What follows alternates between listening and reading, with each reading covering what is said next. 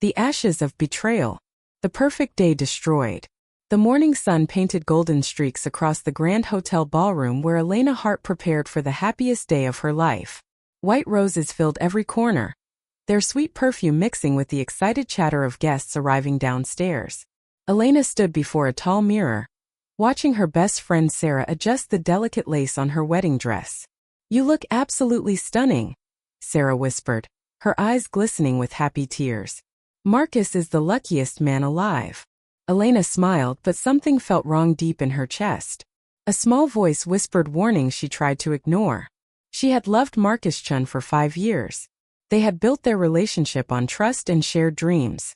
Today they would finally become husband and wife. "I need to find Marcus before the ceremony," Elena said suddenly. "I want to give him his gift." Sarah frowned slightly. "You know it's bad luck to see the groom before the wedding." "Just for a minute," Elena insisted, clutching the silver watch she had specially engraved for him. The inscription read, "Forever yours through all our tomorrows." She walked through the hotel corridors, her white dress trailing behind her like a cloud. The ceremony would start in 30 minutes. Her father, Richard Hart, owner of Hart Industries, had spared no expense for his eldest daughter's wedding.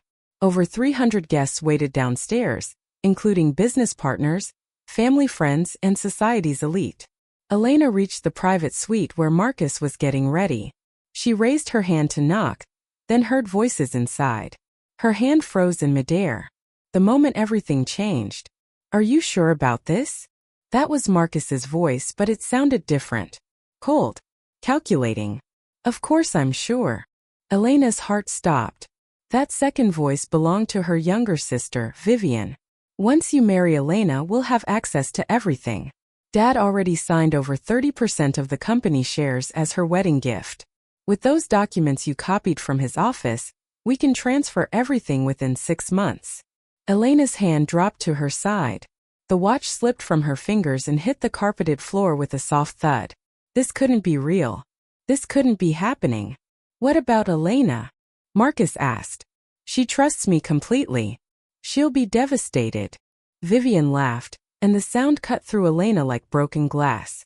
"My boring, perfect sister deserves what's coming. She's had everything handed to her since birth while I've lived in her shadow. Besides, you never loved her anyway. You told me that the night we first kissed."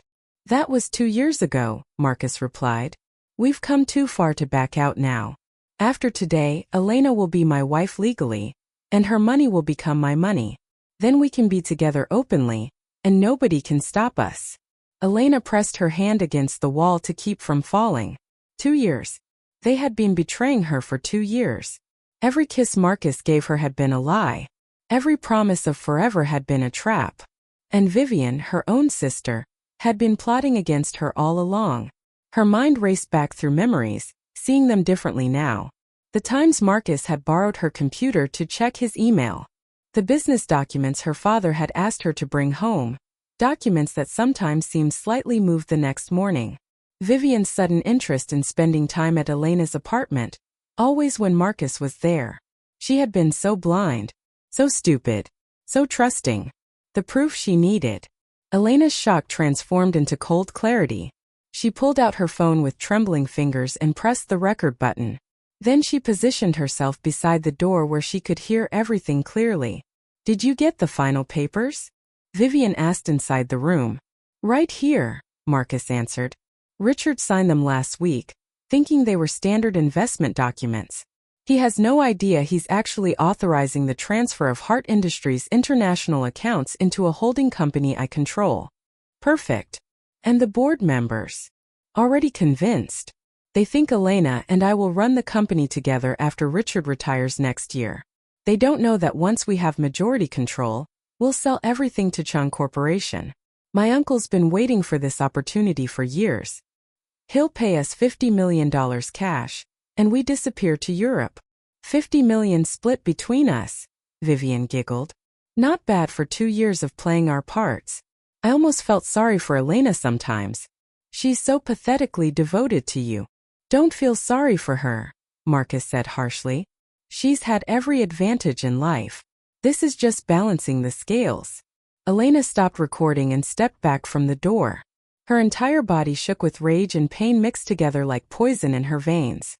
She looked down at her beautiful wedding dress and suddenly hated it. This symbol of love and commitment had become a costume in someone else's cruel play. She needed to think. She needed to plan. But first, she needed to get away from this door before she burst inside and destroyed everything in her anger. The wedding interrupted. Elena returned to the bridal suite where Sarah was checking the time nervously. There you are. We have 15 minutes. Did you find Marcus? Yes, Elena said quietly. I found him. Something in her voice made Sarah look up sharply. Elena? What's wrong? You're pale as a ghost. I need you to trust me, Elena said, her voice steady despite the storm inside her. Go downstairs and tell my father I need to speak with him immediately. Privately. Don't let Marcus or Vivian know. But the ceremony. There's not going to be a ceremony, Elena interrupted. Not today. Maybe not ever. Please, Sarah. Just trust me. Sarah's eyes widened, but she nodded and hurried out. Elena sat down carefully in her wedding dress, her mind working through possibilities. She could expose them right now, play the recording for everyone downstairs. The scandal would destroy Marcus and Vivian socially. But would it save Hart Industries? Would it protect her father's company from whatever legal traps Marcus had already set? Her father arrived moments later, still wearing his tuxedo, his face creased with worry. Elena? What's happening? Sarah said it was urgent. Elena stood and met her father's concerned eyes. Richard Hart was 60 years old, a self-made millionaire who had built his company from nothing. He was tough in business but had always been gentle with his daughters. The thought of telling him about Vivian's betrayal made Elena's heart ache. Dad, I need you to listen carefully and not interrupt, she began. Everything I'm about to tell you sounds impossible, but I have proof.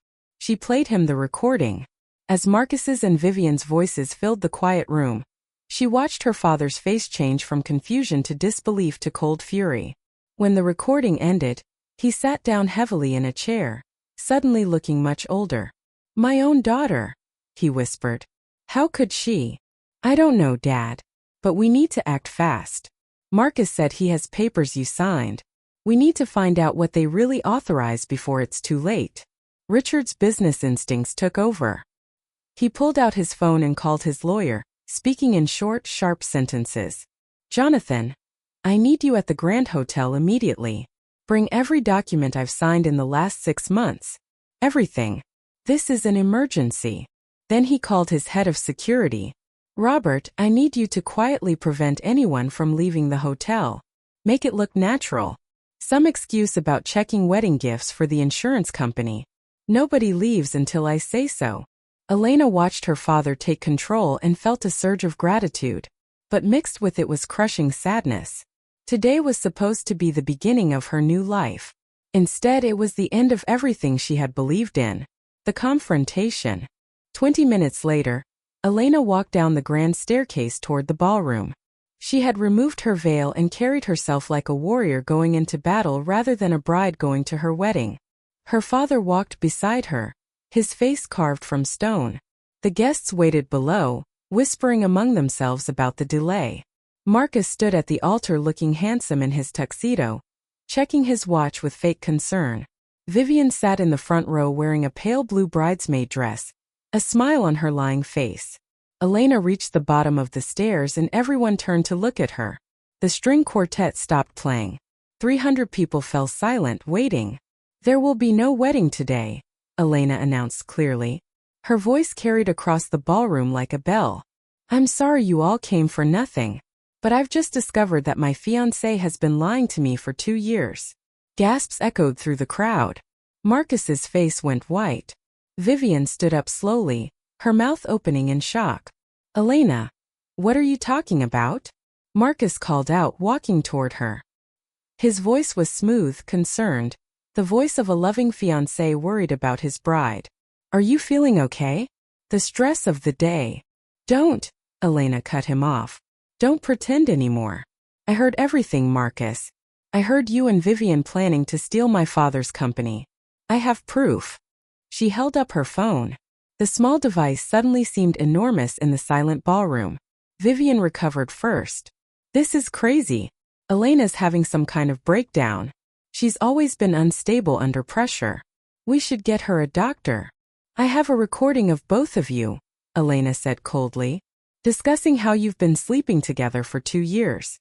How you planned this whole marriage to gain access to Heart Industries. How you forged documents and manipulated my father. Should I play it for everyone? Or would you prefer to confess yourselves? The truth revealed. Marcus tried one more time. He turned to the crowd with his hands spread in a gesture of innocent confusion. I don't know what Elena thinks she heard, but this is insane. I love her. I would never. You love my money, Elena corrected him. You love the access I gave you to my father's business. But you love my sister more apparently. The sister who was supposed to be my maid of honor. She pressed play on her phone. Marcus's and Vivian's voices filled the ballroom through the sound system. Their conspiracy laid bare for everyone to hear. Elena watched the faces of their guests change from confusion to understanding to disgust. When the recording ended, the silence was deafening. Then Richard Hart stepped forward. His voice was quiet but carried absolute authority. Security, please escort Mr. Chan and my daughter Vivian to separate rooms. They are not to leave this hotel. I've already contacted the police about fraud and corporate espionage. They'll be here shortly. Dad, please, Vivian cried out, tears streaming down her face. I'm your daughter. You can't do this to me. You stopped being my daughter the moment you plotted to destroy everything I built, Richard replied. His voice cracked slightly, the only sign of his pain. And to hurt your sister, who has never been anything but kind to you. As security guards moved toward them, Marcus suddenly ran. He pushed through the crowd, heading for the side exit. But hotel security was ready. They caught him before he reached the door, pulling him back as he struggled and shouted. Vivian collapsed into a chair, sobbing. But Elena noticed her sister's eyes darting around the room, still calculating. Still looking for a way to escape or manipulate the situation. Even now, caught completely, Vivian couldn't stop scheming. Elena felt nothing watching them. The pain would come later, she knew. Right now, she was numb, protected by shock and the strange calm that comes after surviving a disaster. The aftermath begins. The police arrived and took statements. Guests left quietly, whispering among themselves about the drama they had witnessed. By evening, the beautiful ballroom stood empty except for Elena, her father and Sarah. I'm so sorry, honey, Richard said, putting his arm around Elena's shoulders. If I had known. You couldn't have known, Elena interrupted gently. They fooled me too, and I was sleeping beside him at night. That night, Elena sat alone in her apartment, still wearing her wedding dress. She couldn't find the energy to take it off. On her coffee table lay the silver watch she had planned to give Marcus. The engraving mocked her now. Forever yours through all our tomorrows. There would be no tomorrows with Marcus. There would be no family dinners with Vivian. Her future had been stolen, and she was left with nothing but ruins. Her phone buzzed with a text from an unknown number. I heard about your wedding. I have information about Marcus Chan that might interest you. Information that goes much deeper than you know. If you want revenge, meet me tomorrow at the Blue Moon Cafe, 2 p.m. Come alone. Elena stared at the message for a long time. Revenge. The word tasted bitter and sweet at the same time. Part of her wanted to move on, to heal, to forget this nightmare. But a larger part of her burned with the need to understand why this had happened. And maybe, to make sure Marcus and Vivian paid for every lie they had told. A dangerous decision. The next morning, Elena woke up on her couch, still in her wedding dress, her face stiff from dried tears. Sunlight streamed through the windows, indifferent to her pain. The world kept turning even though hers had stopped. She dragged herself to the shower and stood under hot water until it ran cold. Then she dressed in simple black pants and a white shirt, her armor for facing the world as a different person than she had been yesterday. Her father called while she was drinking coffee. The lawyers found the documents, he said tiredly. Marcus had me sign away control of 3 subsidiary companies. If the wedding had happened, those signatures would have become legally binding within 90 days. We would have lost 40% of Heart Industries' value. Elena closed her eyes. But we stopped it in time? Barely. Jonathan says the police have enough evidence to charge Marcus with fraud and attempted theft. Vivian too as an accomplice. They'll probably both spend several years in prison. Good, Elena said flatly. Elena, I know you're hurting, her father continued gently. But don't let this destroy you. You're strong. You'll recover. After they hung up, Elena sat staring at the mysterious text message from yesterday. Part of her knew she should ignore it. Meeting a stranger who claimed to have information about Marcus was potentially dangerous. But the other part of her, the part that felt broken and furious, needed to know more. At 1:45 p.m., Elena entered the Blue Moon Cafe. It was a small, quiet place in the business district, the kind of spot where people had private conversations over expensive coffee. She ordered tea and sat in a corner booth watching the door. At exactly 2 p.m. a man walked in. He was tall, maybe 35 years old, with dark hair and sharp gray eyes that seemed to see everything. He wore an expensive suit tailored perfectly to his athletic frame. He looked around the cafe once, then walked directly to Elena's booth. "Miss Hart," he said, sliding into the seat across from her. "Thank you for coming." "Who are you?" Elena asked carefully. "And how do you know about what happened?" "My name is Damian Cross," he replied. "I'm the CEO of Cross Enterprises. And I know about your ruined wedding because I've been investigating Marcus Chun for 6 months." Elena's heart began to beat faster. "Why?" Damian pulled out a tablet and turned it toward her. On the screen was a photograph of a young woman, pretty and smiling. "This is my sister, Lily.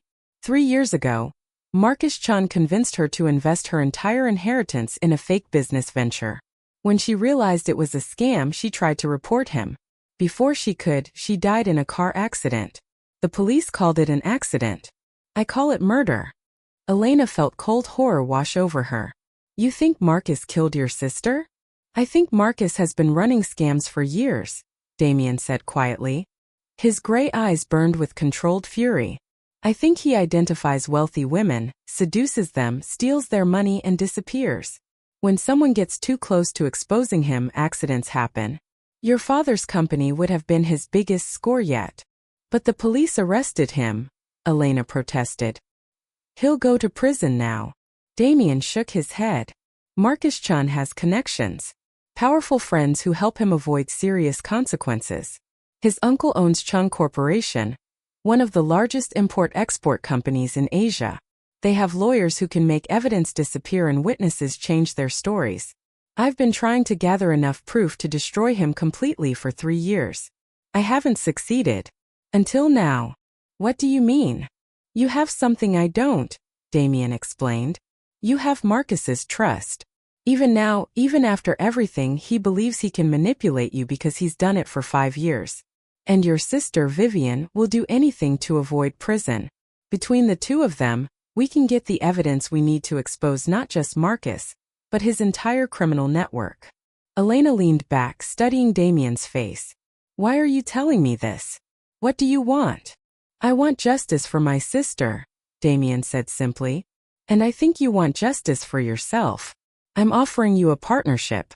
Help me take down Marcus Chun completely, not just send him to prison for a few years where his lawyers will get him out early. Help me destroy the organization that's been ruining lives for decades." "How?" Elena asked, though part of her already knew the answer. Damian smiled, and it was cold as winter ice. "By becoming someone Marcus never expected you to be. By learning to play his game better than he does. By burning down his entire world the way he tried to burn down yours."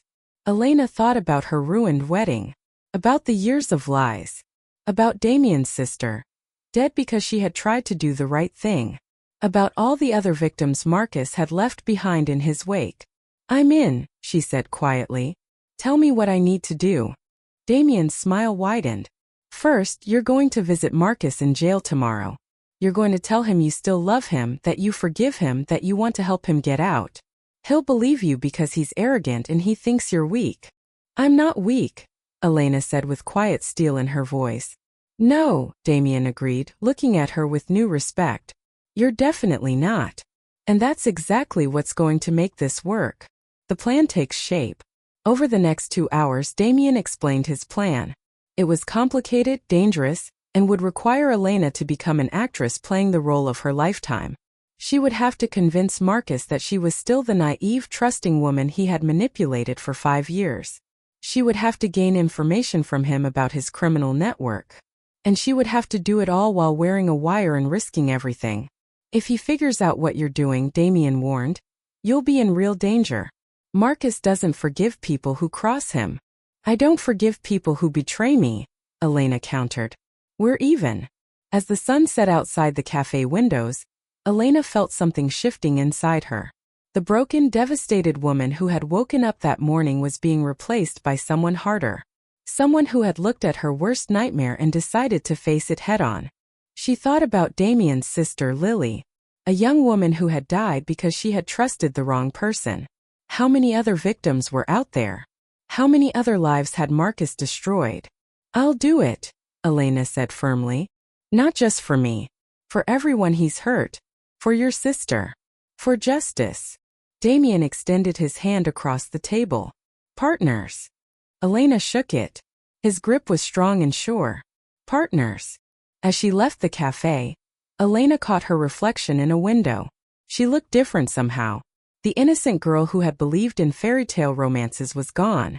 In her place was a woman who understood that sometimes to fight monsters, you had to become a little bit monstrous yourself. Tomorrow she would visit Marcus in jail. Tomorrow she would begin pretending to be the fool he thought she was. Tomorrow her revenge would truly begin. But tonight, Elena Hart went home and burned her wedding dress in the fireplace. She watched the white lace and satin turn to ash, each flame destroying another memory of the life she had almost lived. From the ashes of that false future, something new was being born. Something fierce and unbreakable.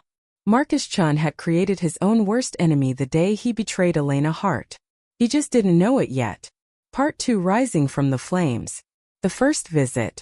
The prison visiting room smelled like industrial cleaner and despair. Elena sat at a metal table, her hands folded calmly in her lap, waiting. She wore a simple blue dress and minimal makeup, looking like the sweet, forgiving woman Marcus expected her to be. The door buzzed open and guards brought Marcus in. He wore an orange jumpsuit that made his skin look sallow. Dark circles shadowed his eyes, and his usual confident posture had crumbled into defeated slumping. When he saw Elena, his face transformed with hope and relief. Elena! He tried to move toward her, but the guards held him back. They directed him to the chair across from her, then stood nearby watching. I can't believe you came. I thought you'd never want to see me again. Elena let tears fill her eyes, not difficult since rage and pain still lived so close to her surface. I shouldn't be here, she whispered. Everyone says I'm crazy for coming. But you're here, Marcus said, leaning forward desperately. That means something, right? That means you understand it wasn't really my fault. Vivian, she manipulated me. Convinced me to do things I never would have. Stop, Elena interrupted softly. She pulled a tissue from her purse and dabbed at her eyes. Just stop lying, Marcus. Please. I heard the recording. I know the truth. Marcus froze, calculating behind his eyes. Then his expression shifted into desperate sincerity, the look she had seen 1,000 times when he wanted something. Okay, you're right. I did terrible things. But Elena, I need you to understand the pressure I was under. My family's business was failing. My uncle threatened to cut me off completely if I didn't find a way to save it. I never meant to hurt you. The plan it got out of control. Elena studied him, seeing clearly what she had missed before. Every word was carefully chosen. Every emotion was performed. Marcus Chun had probably never told the truth in his entire adult life. Do you love her? Elena asked quietly. Vivian, do you really love her? Or was she just another tool you used?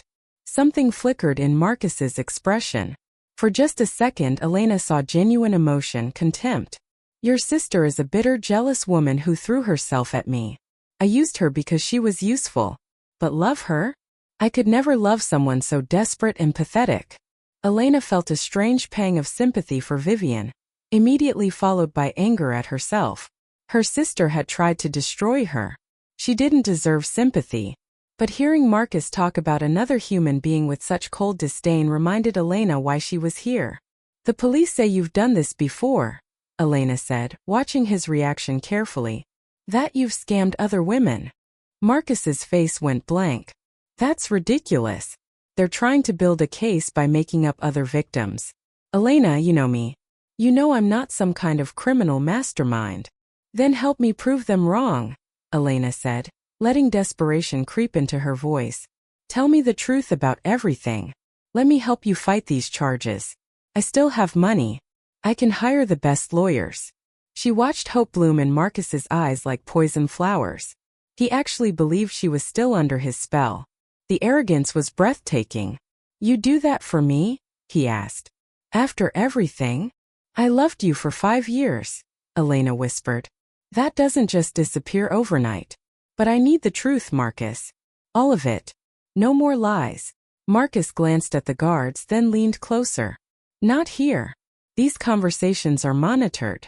But Elena, if you really want to help me, you need to contact my uncle. His name is Wei Chun. He'll know what to do. Elena nodded slowly. Okay. I'll contact